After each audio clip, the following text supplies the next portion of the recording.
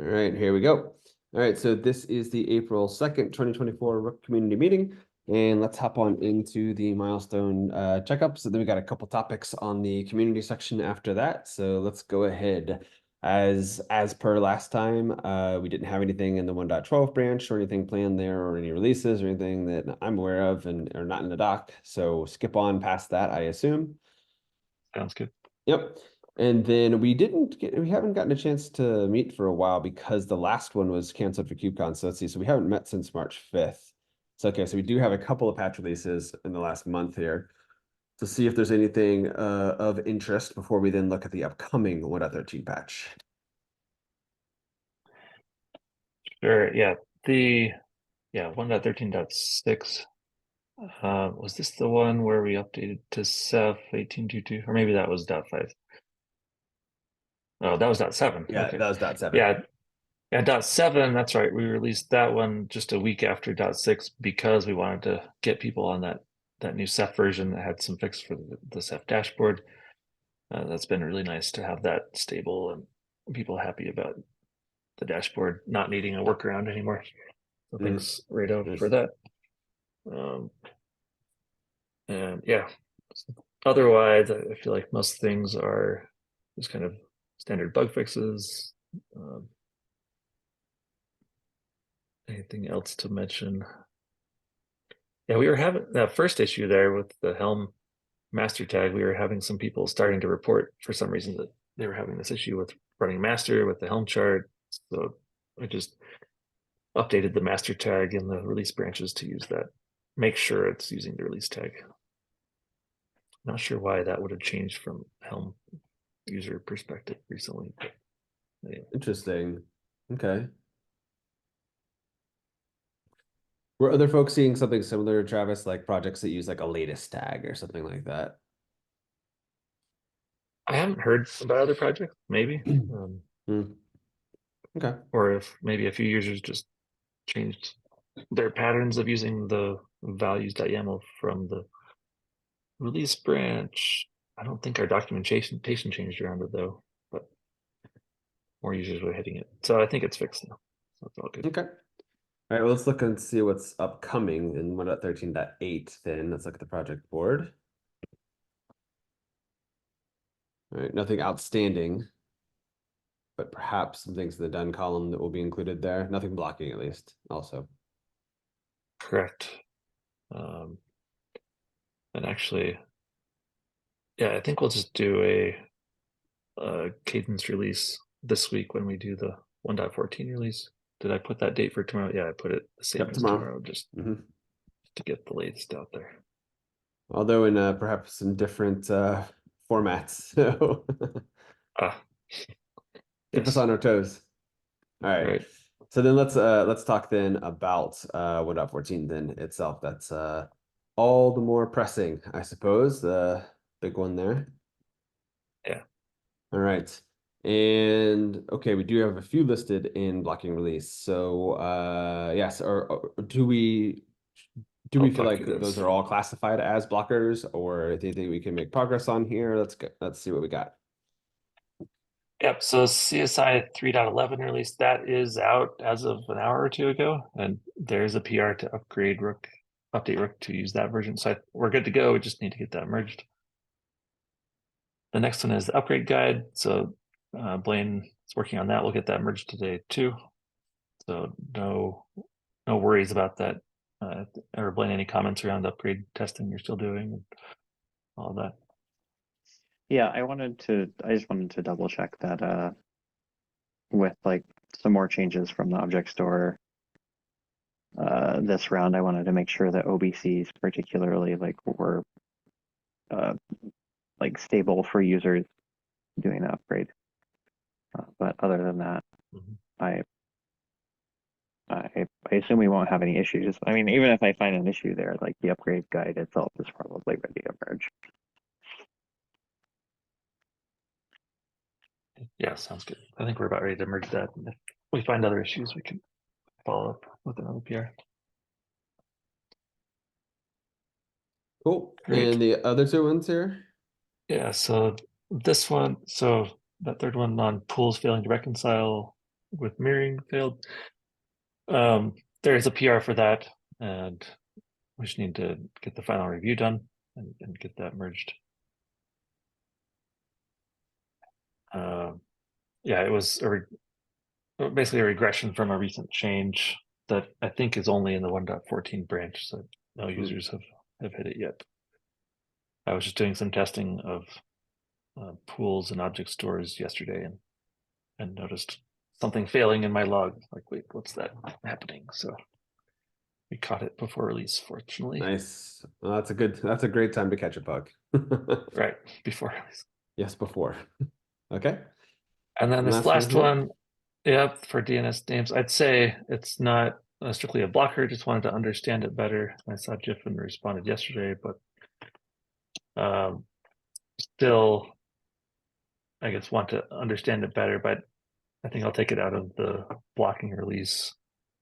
Because if there's a fix, we can get it in a patch release just fine. And it wasn't clear, I guess, if it was a user error or if maybe it's some more advanced scenario with multi-site, or maybe I'm thinking of a different issue.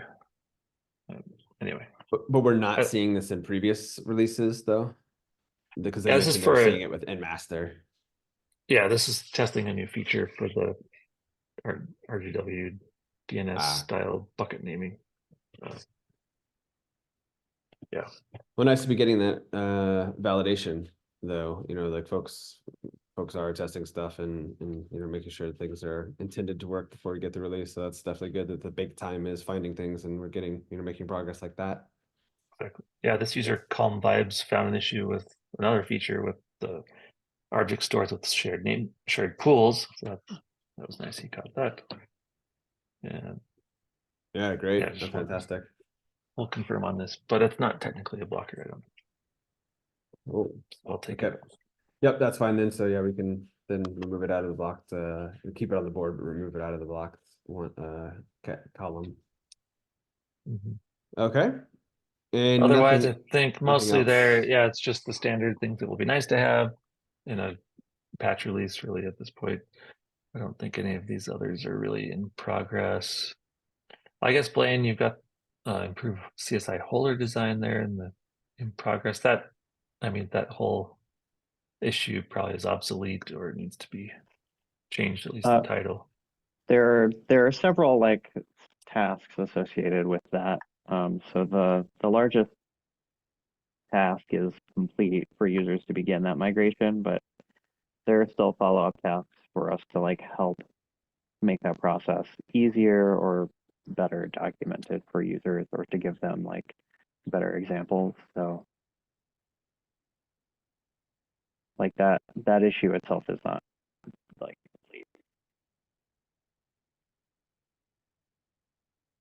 The issue is not what? Sorry. It's not quite complete. It's not blocking release, but it is it's. I know it was just so vague, improved CSI holder design, that we've deprecated holders, that is done, but it still requires some additional work, some more examples for users, and work on the Multis validation tool to also help users with that and then document that. That really is the bigger task still open. Yeah. Would it be worth, I guess, opening specific issues for the work remaining, or maybe we just update the title of this one to kind of give a clue of what's left, and something like that. The title, maybe the title of that bug just issues, or just issue just bugs me because it's so general. Yeah, definitely it makes sense to update it somehow. I don't. It's also just one issue because I also have internal trackers for all of the nitty gritty details. So I just averse to just making more work for myself. Sure. Okay.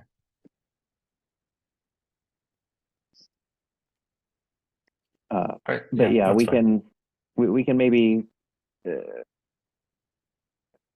I don't know. We could make two where it's like the core requirements and then like just follow-up items or something.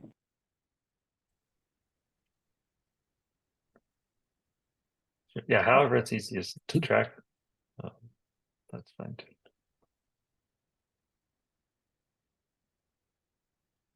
Yeah, we can do that after this as well. I don't want to hold up the community meeting just to like how to split Cool. a project item. Sounds good, Blaine. All right. Yeah, okay. So then anything else to focus on in terms of getting to release out the door that hasn't already been called out? How do you feel about that date there, Travis? Is that something you're That's feeling? tomorrow. Yeah, tomorrow. Yeah. Yeah, it could slip to Thursday, but at the same time, I mean, there is a link to the blog draft there. I think the blog is in pretty good shape, but feedback welcome still, of course. And we've got Matt's nice image at the top there. Oh, nice. So, yeah, these blocking issues, we pretty much have fixes for all of the ones that are actually blocking. So it's, yeah, just a question of pulling the trigger. So I think we'll be ready tomorrow. But if something comes up, maybe Thursday instead. Yep, and I am kind of forgetting as well that it's like the beginning of your all's day. I mean, near the end over here in Europe. So yeah, okay. You got a whole day to get through today first. All right, good. All right. All right, then keep us posted if anything, anything else comes up in testing or, especially the upgrade stuff. And then we'll see if there's anything else we need to do. All right, the kubectl plugin, no plans on specific plans on another upcoming release for that. No date or anything like that. So anything to mention there? Yeah, so about any thoughts on maybe next month or in the next few weeks we can look at a new release, but I think we can have minor releases. Sorry, Z releases, but I don't have a date for minor release. yeah. Sounds good. All right. So that's everything for upcoming releases and previous patch releases. Let's move on down to the community topics section then. So Alex is not here today, but I know that he did do the work. We reviewed it and everything to get the support providers that have offerings for Rook onto a support page there in accordance with the CNCF's guidelines for websites and such and commercial opportunities on the project website. So I think this page is in full compliance with that, meets the needs there. And the design seems all good and everything was, we reviewed it and looks great. So yeah, Alex isn't here, but thank you for doing so, Alex. And this page is available and more prominent than any of that information was in the past. Yeah, nice to have this finally. Anyway, we should have had it a long time ago. We just didn't realize. Yeah, for sure. Within guidelines, but yeah, one point I wanted to bring this up to is so with RT if there are multiple, our team basically has multiple companies, each with a product. So there's the Red Hat product, which is in the list here at the bottom of that page, and we also have a newer product with IBM with a different name, different product, and everything. So do you? It's kind of awkward to me to have a separate entry for IBM and this other product. So I'm kind of struggling with how to lay that out, but I'll just throw that out there that I'm struggling with it, and we'll see how we propose to update this. If we create a single section for our team or what. Yeah, that is an interesting structure, let's say. Travis, do you have an understanding yourself internally for like, downstream products there, like if they'll be unified or one would be deprecated or like what the life cycle is for both of them? Like, is it intended to both continue living on and being a thing for future, or is that something you can answer right now? Yeah, they're both intended to live on, and they're kind of different markets. So one's very with the Red Hat OpenShift market, and the other one is with IBM's offerings. So they're just kind of different customer bases. Ultimately, I'm still trying to understand fundamentally, but fair enough. Yeah, I mean, with that bare understanding there, like that seems pretty reasonable to have both of them, on there and available for, folks to have some exposure to. That's the intent of this page. So, it might be the positioning you might want to take with, kind of a single team and two different things, and what, the relationship between them Yeah. might be some thought, but, I have no issues myself with, but if there's a commercial offering there, put it on this page. That's what this page is for. Makes sense to me. Yeah, exactly. Just Cool. internally struggling with that positioning. Cool. Okay. Yep. So thanks again, Alex, for taking care of that. Super helpful. Alex, our full stack developer, Alex. All right, KubeCon Retro. Travis was not there with us, but a number of other folks were. I know Blaine was there, even though we missed each other, I think, a couple of times and did not Yeah. get to connect. We did get to sync at least on Slack afterwards, so not a complete loss.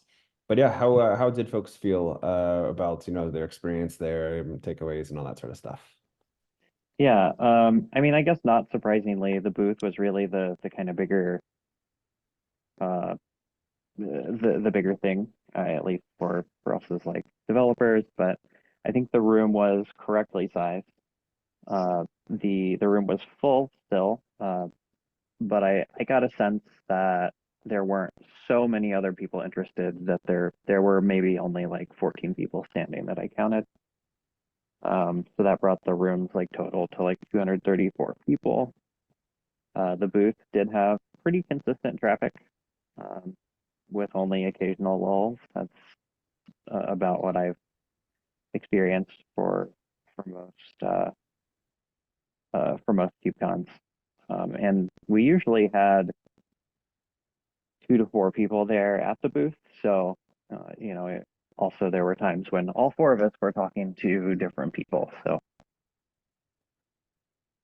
definitely It sounds booth. a lot busier than Chicago. Chicago was quiet.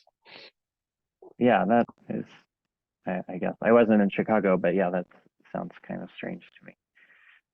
Mhm. I did not see the keynote video. I didn't see But any keynotes, actually. Yeah. So I didn't see that one, that's for sure. I saw like a handful, but yeah, mostly was concerned with like the booth. We definitely ran out of stickers, but that might also be because the original manila envelope Travis sent me still, I don't think has ever arrived in the mail. Okay. So I think we still have a lot of like the small size like serve redundancy stickers, but as far as like Rook logo stickers, we definitely ran out. Okay. Um, I got the impression that Alexander had some too, or maybe yeah, he had some to contribute as well. And yeah, they also ran out. not. Okay. I didn't get a sense for like how many he brought versus I was able to bring. Okay. Definitely a lot more traffic than Chicago. Yeah, I think I still came away with a fair few like Ceph stickers, but it probably would be good to like get some Rook and Ceph logo stickers for the next one, and get like a big order to have for the next few guns. Yeah. Sounds good. And the CNCF sticker wall, like the official wall there in the project pavilion, where all the project stickers are centrally located, that the CNCF provides as well. Like those go fast as well. Yeah. Lots of empty little buckets in there too. Yep, Rook's was empty. They were all out. Yeah, I think as far as like questions that we got at the booth, the like well, this is like actually from the Q&A after the talk. Kind of the biggest thing that we could consider is adding a like sizing guide section to the documents. And that would be, I think we don't want, we still rely on the Ceph sizing guide for the most part, but it probably would be good to have like some short section and then like a reference to the Ceph sizing guide. So I think that user was like seeking seeking that information and finding it hard to find. Do they know how big of nodes they need to run OSDs or different daemons? Something like that. I guess they just asked if there was a sizing guide. And I haven't seen that user ask anything on Slack. So presumably that was a fine enough answer for them in the session that they haven't asked for any follow-up.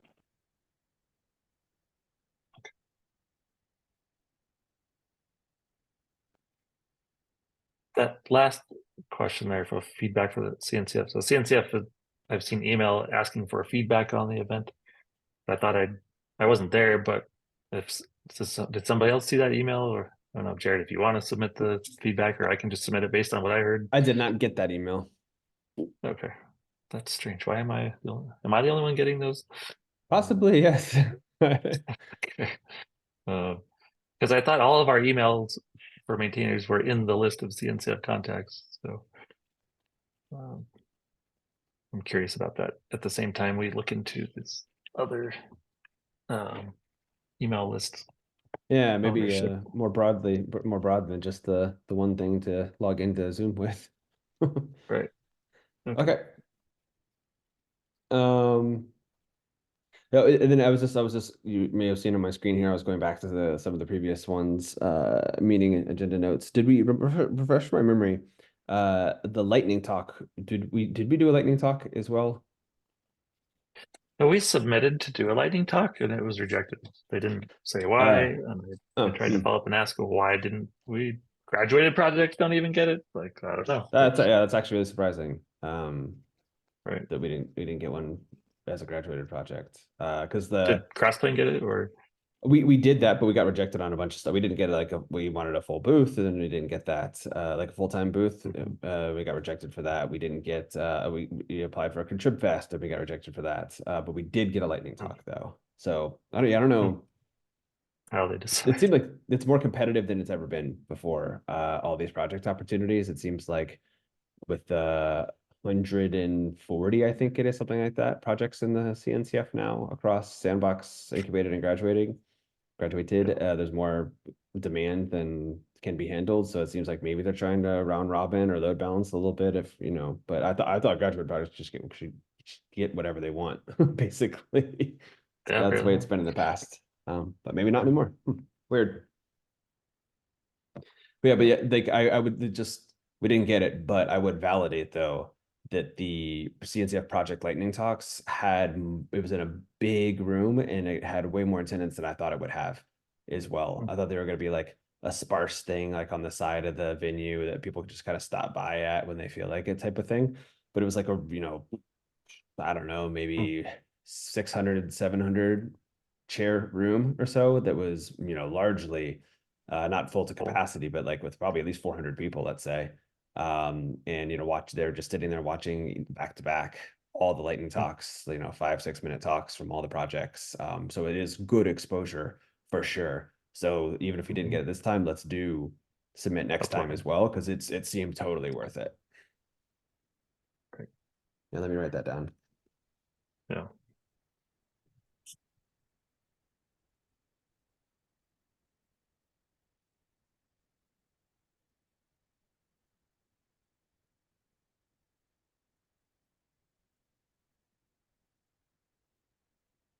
Cool. All right. Anything else on KubeCon in Paris and everyone's lovely experiences there? Travis, I assume you didn't find any amazing croissants and pastries and such in Arizona like we did Not in in Arizona. Paris. Nope. Okay. Too bad for you, buddy. Right. Okay, cool. And then Travis, you and I will follow up, Travis, to figure out access to some of the mailing lists so that I can log in and get the recordings afterwards for each of these meetings, because I'm not able to do that very easily right now. So let's follow up on that. I'll ping you on Slack right after this, and we'll try to figure that out. Sounds good. Cool. Cool. Okay. All right, so big release 1.14 coming hopefully tomorrow. We'll see how that goes this week and we'll keep everyone posted. Anything else before we close it out here?